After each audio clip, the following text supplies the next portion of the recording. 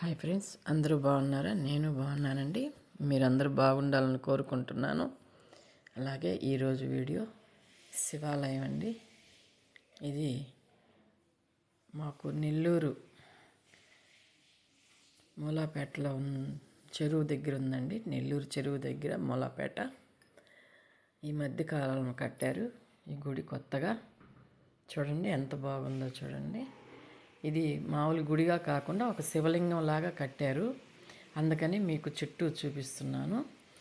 వెనక పక్క కూడా చూడండి. ఇదంతా వెనక పక్క రౌండ్గా, కిందంతా స్తంభాలతో కట్టారు. పైన మండపంలాగా కట్టారు. శివలింగం లాగే ఉంటుంది చూడడానికి. చాలా బాగుంటుంది చూడండి. అది ఇప్పుడు బోర్డు, ఇది బోర్డు అండి. చూడండి, శ్రీ స్వర్ణలింగేశ్వర ఆలయం మూలాపేట అండి. గుడి జమ్మి చెట్టు. కార్తీక మాసంలో మనం జమ్మి చెట్టు కింద దీపం పెడతాం కదండి. ఆ జమ్మి చెట్టు పందిరి కూడా వేశారు. ఆ జమ్మి చెట్టుకి ఎంత బాగా పందిరి వేశారో చూడండి. ఇది విఘ్నేశ్వరుడి గుడి లోపల, గుడిలో లోపలండి ఇది గుడి. చూడండి, కిందంతా స్తంభాలు, పైన గుడి.